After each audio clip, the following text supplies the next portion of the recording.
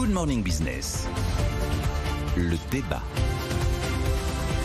Émission ce soir donc entre 18h et 20h sur BFM Business et les patrons sont notamment préoccupés par un sujet, Nicolas Dos, c'est la compétitivité. L'éternel sujet, comment est-ce qu'on relance la compétitivité de notre pays? Je pense qu'il y a pas combien de dizaines de rapports évoquent cette question en apportant des éléments de réponse. Donc là, en fait, ça consiste à se répéter éternellement quand on évoque ce sujet.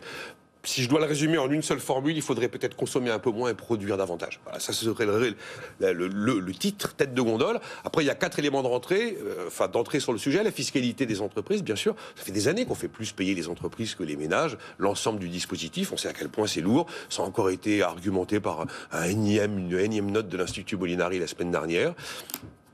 Pas de discussion là-dessus. Ensuite, vous avez le climat des affaires. Le climat des affaires en France, ça a été notamment l'objet des réformes du marché du travail, commencé sous François Hollande, poursuivi au début de ce quinquennat. La question de la complexité administrative, le grand thème de la simplification qu'on a très souvent essayé d'expérimenter, d'ouvrir et qui n'a jamais été traité. Le troisième élément, c'est la compétence des gens. Prenez les classements PISA éternels, les classements PIAC, là c'est pour la compétence des adultes. Vous avez ce chômage où il y a 80% de gens qui ont le bac ou pas le niveau bac. Donc on sait que le sujet essentiel, c'est la compétence. Et puis le dernier élément, c'est le manque de production. C'est ce que je disais. Et là, c'est quoi la réponse? C'est travailler plus. Et travailler plus, le principal outil qu'on peut imaginer aujourd'hui, c'est pas la remise en cause des 35 heures, c'est bien sûr le recul de l'âge de départ à la retraite. Je me souviens de l'époque où Alain Madelin venait régulièrement sur ce plateau, il avait initié l'histoire du carré magique. Le carré magique pour relancer l'économie française définitivement, ça tenait en 4 mots, c'était marché du travail, fiscalité, formation et réforme de l'État. Je crois que tout le monde sait ça. Après, c'est un problème de choix politique, de courage politique pour réussir à engager ce qu'il faudrait faire. Ce que beaucoup de pays ont réussi à mettre en place. Généralement, ça fonctionne. Alors Jean-Marc Daniel, on l'a vu tout à l'heure avec Thomas, il y a pas mal de choses qui ont été faites en matière de compétitivité, la flexibilité du travail, notamment l'impôt sur les sociétés. Qu'est-ce qu'il faudrait faire encore pour aller de l'avant ? Je crois qu'il faudrait raisonner intelligemment au lieu de brandir des mots.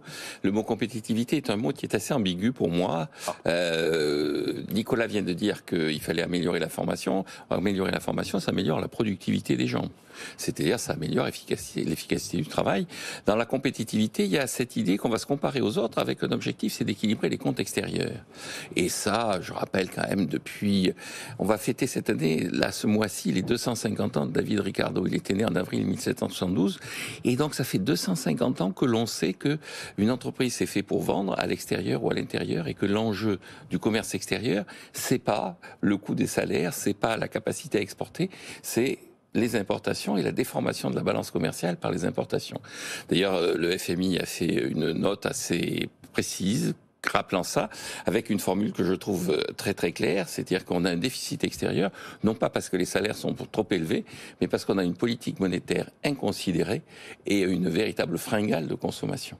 Et donc je pense que l'enjeu, c'est de rééquilibrer les comptes publics, si on veut rééquilibrer les comptes extérieurs. Oui. Donc politique budgétaire inconsidérée et une fringale de consommation. Il n'y a pas un autre modèle qui est quand même, vous avez l'air de dire que la compétitivité, c'est pas important, mais regardez, les Allemands sont très compétitifs, ils exportent beaucoup, notamment grâce à leur industrie, à leur automobile.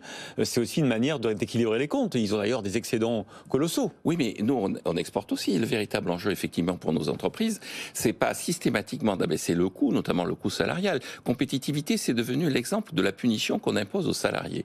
Les salariés, il faut les former pour les rendre productifs. Et ensuite, une entreprise savant, ça n'a pas vocation à vendre forcément systématiquement à l'extérieur. Le véritable enjeu, encore une fois, c'est la comparaison entre ce que vous exportez et ce que vous importez. La force de l'Allemagne, c'est qu'elle exporte, mais c'est aussi qu'elle importe assez peu. Et pourquoi elle importe assez peu? Parce qu'elle ne distribue pas des revenus de façon inconsidérée par le déficit budgétaire.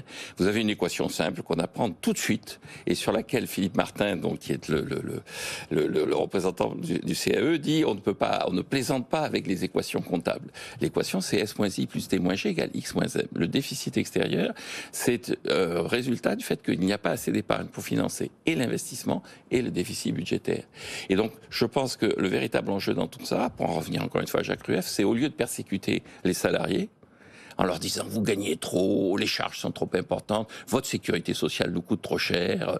Au lieu de persécuter les salariés, il faudrait effectivement remettre de l'ordre dans les finances publiques. Ouais, mais en même temps, vous voulez persécuter le consommateur en lui disant de moins consommer, de plus épargner, comme les Allemands là encore. Absolument, mais qu'il épargne effectivement, mais pour l'inciter à épargner, je ne veux pas le persécuter, mais je veux faire en sorte que les taux d'intérêt soient suffisamment rémunérateurs pour l'inciter à épargner. Donc pas de politique budgétaire inconsidérée et pas de politique monétaire On est inconsidérée. d'accord finalement, c'est consommer moins et produire plus. Alors. Exactement. Merci Nicolas Dauz et Jean-Marc Daniel. On va parler d'inflation aussi, parce que l'inflation, vous voyez, elle n'est pas transitoire, elle a l'air de s'installer, Jean-Marc. On n'aurait pas du dû... tout.